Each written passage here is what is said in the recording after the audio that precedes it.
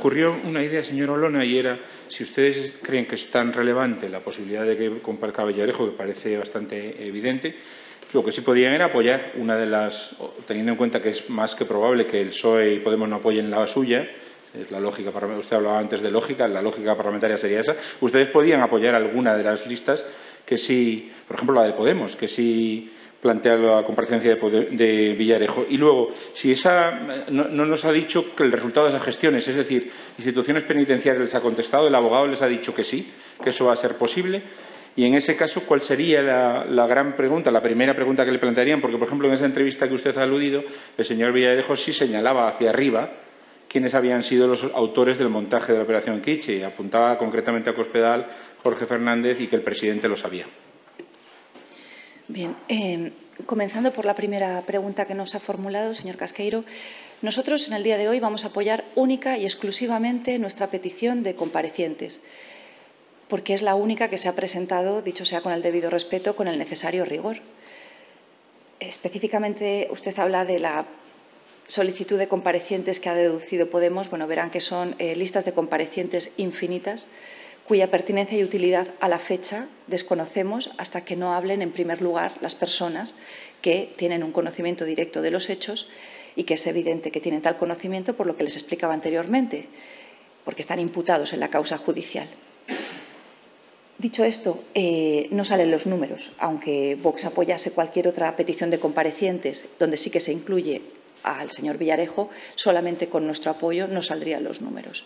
Y luego encontramos peticiones de comparecientes igualmente sorprendentes, como por ejemplo la del Partido Popular, que no incluye al exministro Fernández Díaz, el exministro del Interior, cuya utilidad y pertinencia nos parece tan evidente como la del mismo señor Villarejo, desde el momento en el que era el máximo responsable del departamento donde presuntamente se cometieron todas las irregularidades que pasaban por hacer un uso ilegal de los medios y recursos afectos, recordemos, no solo al Ministerio del Interior, sino a otras instituciones del Estado. Pero sobre eso, créanme, vamos a tener tiempo de ir hablando conforme se vayan desarrollando las sesiones. En cuanto a la segunda parte, señor Casqueiro, yo me va a permitir que lo primero que quiero decir con ocasión de su pregunta es que me sorprendió extraordinariamente la autocensura que se impuso su medio de comunicación y que así indicó abiertamente en esa entrevista que formuló al señor Villarejo, desde el momento en el que dijo que, a la vista de la información que le había proporcionado el señor Villarejo, no publicaban todo y que practicaban, lo calificaron así expresamente, como una autocensura. Esto en el caso de Vox no va a ocurrir, señor Casqueiro. Nosotros no vamos a discriminar la información, porque tampoco, y esto he intentado ser clara cuando me he referido anteriormente al objeto de esta comparecencia, el que consideremos necesario y útil su presencia, su comparecencia, no quiere decir que demos veracidad a su testimonio. Por tanto, no consideramos que debamos practicar ningún tipo de autocensura desde el momento en el que no tenemos elementos para saber qué partes de su declaración van a ser o no ciertas. Lo que sí le puedo confesar, señor Casqueiro, es que si el señor Villarejo, que lo desconozco, en esa comparecencia, si finalmente la celebramos directa en el centro penitenciario, nos proporciona la misma información que le proporcionó al país, tengo mucha curiosidad por saber qué partes fueron las que ustedes autocensuraron. Sí que le puedo añadir una cuestión adicional también desde la experiencia que me da la práctica forense.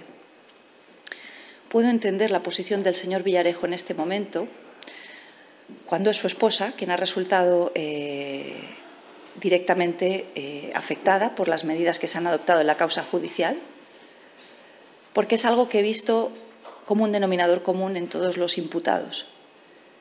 Su actitud frente a la investigación, la de todos los imputados, varía sustancialmente cuando quienes se ven afectados no son ellos personalmente, sino sus seres queridos. Y ese elemento creo que sí que va a suponer un punto de diferencia.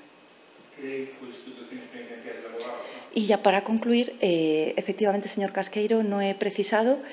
El compañero abogado defensor del señor Villarejo tuvo la amabilidad de contestarme con celeridad y recabó el criterio de su cliente, quien ha aceptado el ofrecimiento. Y lo que no hemos hecho a la fecha, señor Casqueiro, es activar los trámites formales ante instituciones penitenciarias por conducto de la presidenta de la Comisión de Interior, porque, como les decía anteriormente, hasta que no sepamos hoy si a la vista de este anuncio cambian de postura, pues no sabemos si va a ser finalmente necesario que llevemos a cabo este jaque en toda regla. Sí, ¿qué tal, portavoz? Permítame que le ponga otro supuesto, y es que, por ejemplo, el Partido Socialista se comprometa con ustedes a que sea el señor Villarejo el que cierre la comisión por ser el testimonio más importante. En ese caso, ¿van a seguir yendo a prisión ahora o lo aplazaría? Muchas gracias. Muy buena pregunta, muchas gracias. Los testimonios que se prestan en juicio, permítanme que siga utilizando esta analogía, no solamente tienen que ser útiles y pertinentes, sino que además es muy importante el tiempo en el que se prestan. En este caso, al igual que ocurre en juicio, es esencial que quienes son las piezas claves presten testimonio en primer lugar, porque a partir de ahí uno ha tenido el conocimiento, si es que finalmente declara, porque tenemos que recordar que en las comisiones de investigación no existe obligación de declarar. Esto la Fiscalía ya ha avalado que no se siga ninguna consecuencia penal para los comparecientes, da igual que estén o no imputados, que se niegan a declarar. Existe obligación de comparecer, existe obligación de decir verdad, pero lo que no existe es obligación de declarar. Pero pongámonos en la hipótesis de que el actor principal sí que tiene esa voluntad de declarar. Y como les digo, en este caso, y ya no es solamente referido a la comisión de investigación, sino igualmente en la investigación judicial, algo me dice que la afectación de los seres queridos va a cambiar las posiciones que se han mantenido hasta la fecha. Es esencial que ese testimonio se preste en primer lugar, porque a partir de ahí es cuando tenemos que indagar para que afloren lo que antes he calificado, porque así se califica, los elementos objetivos de corroboración periférica.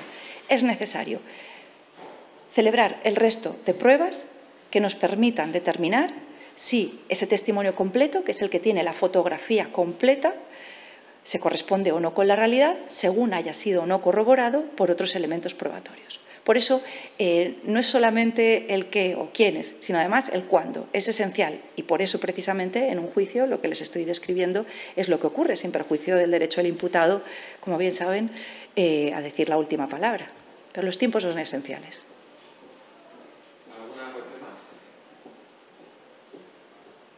Pues les agradezco muchísimo su atención.